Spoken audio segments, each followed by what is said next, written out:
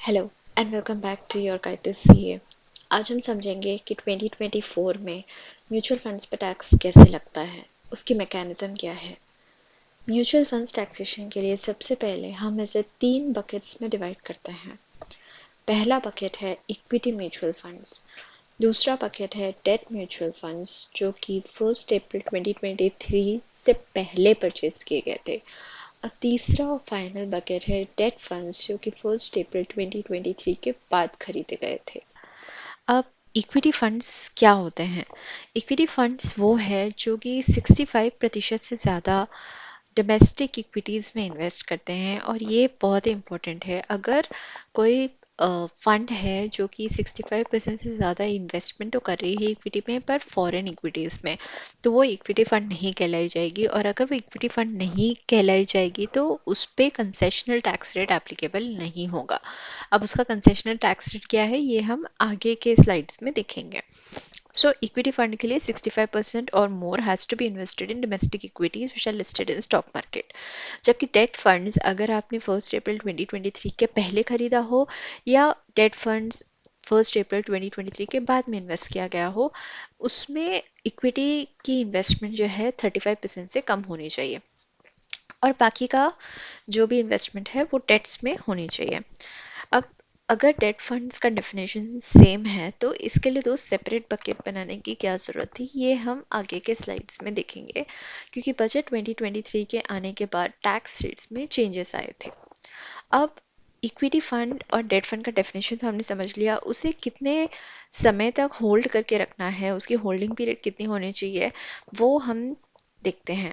Holding period, अगर आपने 12 महीने से ज़्यादा होल्ड करके रखा है एक इक्विटी फंड को, तो वो लॉन्ग टर्म इक्विटी फंड बन जाती है।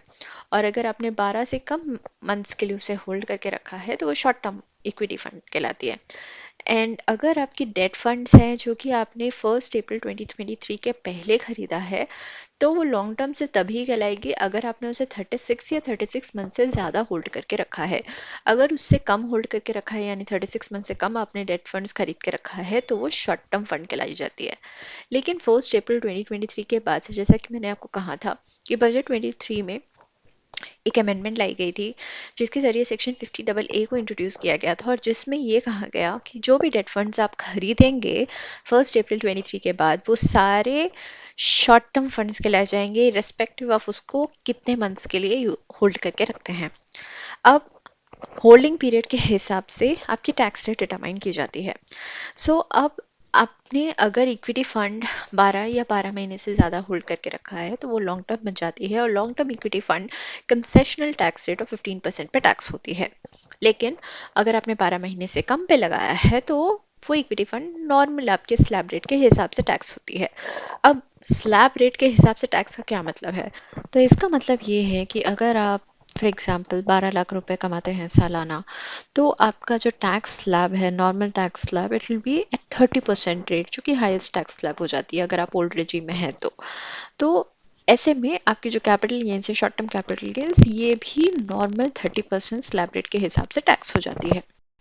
आपके ये जो इक्विटी फंड्स है उसमें आपको जो भी इनकम आती है वो नॉर्मल आपके 30% स्लैब रेट के हिसाब से आ जाती है। और वही अगर आपका डेट फंड्स है जो आपने 1 अप्रैल 23 के पहले खरीदा है, और अगर आपने उसे 36 मंथ से ज़्यादा होल्ड करके रखा है, तो वो लॉन्ग टर्म कहलाई जाती है। And long term debt funds पे टैक्स इम्पैक्ट इज 20%, जिसमें आपको इंडेक्सेशन बेनिफिट भी मिलता है। इंडेक्सेशन बेनिफिट कुछ भी नहीं है बल्कि आपके कॉस्ट में इन्फ्लेशन के इफेक्ट को भी कंसिडर किया जाता है, जिससे कि आपकी कॉस्ट जो है वो बढ़ जाती है तो आपकी गेन्स थोड़ी कम हो जाती है।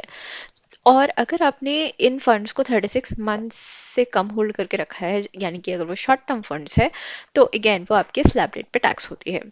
और डेट फंड जो आपने 1 अप्रैल के बाद खरीदा, जैसे मैंने कहा बिकॉज ऑफ सेक्शन 50AA, ये सारे फंड्स रिस्पेक्टिव आप उसे कितने मंथ्स के लिए होल्ड करके रखते हैं, ये deem to be short term funds कहलाए जाते हैं, तो वो स्लैब रेट पे टैक्स हो जाती है। अगर आपको ये वीडियो पसंद आया हो तो प्लीज़ लाइक करें, शेयर करें और सब्सक्राइब करें। Thank you, bye.